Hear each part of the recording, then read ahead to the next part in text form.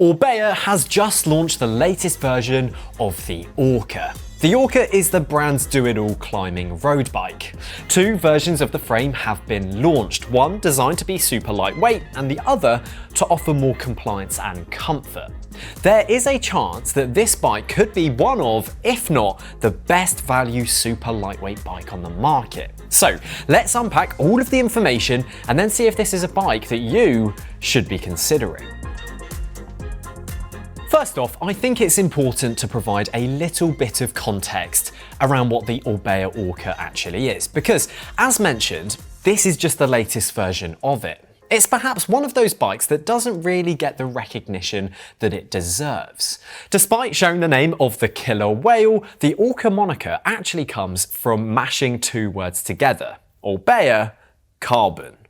Named as such because back in 2003, the Orca was the brand's first ever carbon road bike. Now, this new version is actually the 7th iteration of the bike, so you'd hope that it's come a long way in all of that time.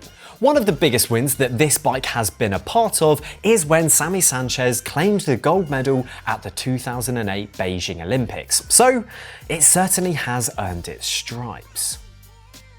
As with the previous generation, two versions of the bike are available. The first being the OMX frame and the second being the OMR frame. Now, the OMX frame is built to be super lightweight and the OMR is built to have more compliance, or so Orbea claim. We'll start with the OMX. The flagship variant of the bike comes in at a claimed 6.6 kilos. When we just look at the frame, in a size 53, it tips the scales at a claimed 750 grams, which is seriously light. And then the fork comes in at 360 grams. Orbea says that it achieved this by removing excess epoxy and minimizing the number of carbon overlaps. On the surface of it, you may not expect the frame to be light just from improving those two attributes. But when you look a little bit deeper, it does actually make a little bit more sense. First off, removing excess epoxy was achieved by rounding off the tube shapes and then reducing the number of sharp lines and corners and edges, as this is where the epoxy tends to gather and build up. Now, I will say, I do think the top tube flies in the face of that claim, but we'll move on for the time being. Secondly, when looking at the reduction in the number of carbon overlays, you have to think about how a carbon bike is actually constructed in the first place. Many pieces of carbon fibre are cut out and then sit within a mould. And as there can be no gaps, you need to have overlaps. So Orbea claims to have used fewer, larger pieces of carbon fibre to reduce the number of overall pieces. And it says that it managed to reduce it by 90 pieces compared to the previous version. Orbea says that this process is more time consuming, but it is what's needed to achieve the desired weight savings. The OMR, on the other hand, doesn't include these same features. The need for the compliance and comfort means that reducing weight isn't as much of a priority. Now, the OMR is also not as expensive as the OMX, but we'll get onto that bit later. Looking past frame construction and carbon layup, there are changes to the frame shape itself. Despite maintaining a very similar geometry to the outgoing version, the frame has seen some adjustments with the aim of improving aero performance and resisting torsional and lateral loads. Orbea claimed that the bike is 3 watts faster than an aero bike on a 5% gradient when ridden by an average rider, and 6 watts faster when on a 10% gradient. To my mind, these aren't the most impressive numbers, especially when you consider that when you're riding, you aren't always going uphill. I'm confident that an aero bike would trump the Orca on the flats and the descents, and it seems like Orbea agree because it has quoted numbers around the performance of an aero bike in its own product info. It says, at higher speeds, aerodynamics take over. So at 30 kilometers per hour, a super aero bike saves around 12 watts. At 40 kilometers per hour, that climbs to 15 watts. And at 50 kilometers per hour, it's around 28 watts. This is why increasing the weight of a light bike in exchange for aero features doesn't make any sense. And it's that last sentence that alienates me, because it also then says 500 grams of extra weight carries a cost of 3 watts. To my mind, having a bike which is lightweight and aerodynamic surely does make a lot of sense.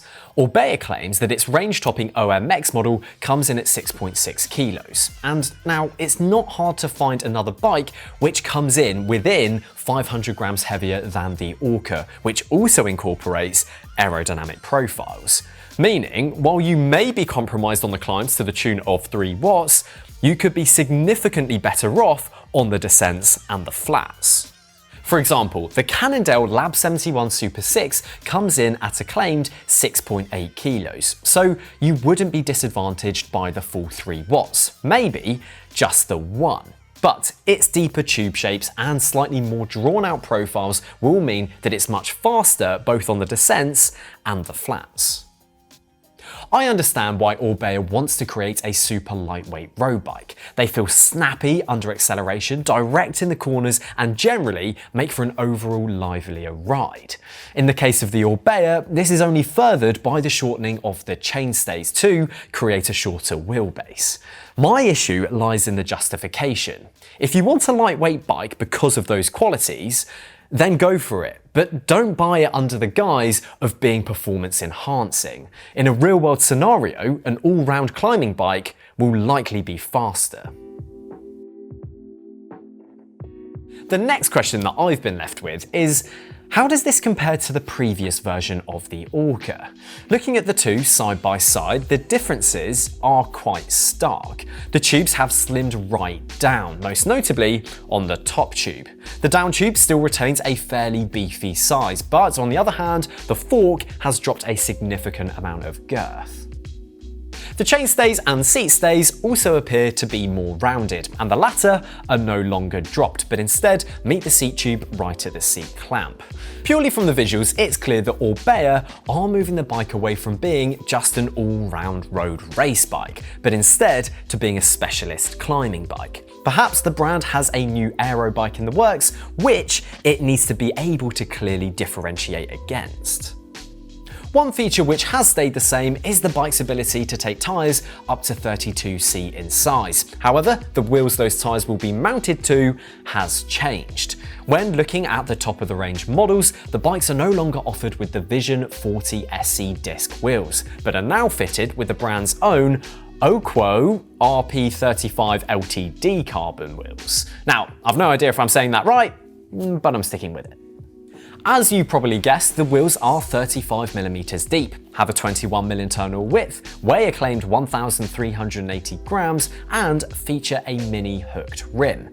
A pretty impressive spec sheet. The wheels are also available in 45mm and 57mm depths.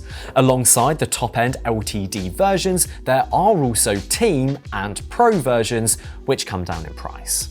The new bike has also been the recipient of Orbea's new HP11 handlebars, which are a claimed 190 grams. I am surprised to see that Orbea didn't opt for an all-in-one integrated carbon setup, as presumably this would have allowed for an even greater weight saving, but would have limited the brand on the customization process. Which, as I mention it, is also worth delving into. Orbea is continuing its Myo customization process for the two top-end models. Now, this process allows for customers to pick paint options and make decisions on bike fit. For example, you can choose bar width, stem length, choice of saddle, width of tyre, and so on. This process, I believe, is the future for big bike brands. It aligns the process of buying a top-end bike much more closely with that of buying a top-end car. It allows for the bike brand to own the entirety of the sales process and ensures that the customer purchases and keeps the brand's own componentry. From an environmental aspect, it's also good because it means that you don't have people buying and not using components that were never the right size for them in the first place. Riding comparisons will have to wait until we've spent more time with the new bike, but it is safe to say that the new featherweight nature of the bike is going to stand in stark contrast to the previous do-it-all race bike ethos. When comparing this bike against others, it lands itself in what is increasingly becoming a really hot part of the market once more. Super lightweight bikes seem to be back on the up, and not just with the release of this bike. The Factor O2 VAM and the Cannondale Super 6 Lab 71 put lightweight right at the heart of their ethos. Price-wise, they also line up pretty closely too. The top-end Orca with either SRAM Red Axis with power or Shimano Dura-Race with power come in at £11,999 or $11,599. Similar can be said for the Lab 71 Super 6, which is available at £12,500 or $15,000. The Factor O2 VAM comes in right in the middle at $12,200 in either pounds or dollars. Clearly, the numbers are much of a muchness. In the UK, you're in that 12 grand ballpark. But can Orbea really command that amount of money? Do they have the same brand appeal and allure of that of a Lab 71 Super 6? In my opinion, the new Orca does not. While the spec sheet is impressive, it's the other bells and whistles that Orbea offer that really help to justify that price, and the Myo customization process is a huge part of this. So, if you do want to buy this bike, I think being able to build it and customize it has to play a really large part in your purchasing decision. Because let's not forget that the brand new Factor O2 van comes in at a claimed 6.2 kilos, and in the UK is only £200 more. Certainly some tough competition for the Orca. The new Orca isn't all about the top-end builds. In fact, the full range of available bikes is quite good. It spans all of the major electronic-only group set offerings from SRAM and Shimano, and prices range from £3,599 or US dollars to $11,599 or £11,999. Of course, the headline figures only relate to the top spec models, meaning that the bikes will only get heavier as you work your way down the spec list. Which does make me wonder, when you strip away all of the super lightweight headlines, which can only be achieved at the highest end of the range, does this bike really offer anything else over and above its competitors? It feels like it's always going to be second best. It's not as light as the Factor, it's admittedly not as fast as an all-rounder road bike, and it still costs the same amount as its competitors. If this bike was maybe £1,000 cheaper, then maybe it would start to make a little bit more sense. But currently, on paper, it just doesn't really seem to add up. Only time will tell on this, and when we get a bike in for a long-term review, we'll be sure to give you our honest opinion on whether this bike is for the masses or for the very few. Let me know what you think of this new bike down in the comments below. If you enjoyed the video, then please do drop it a like, subscribe to the channel for more content, and I will see you again very soon.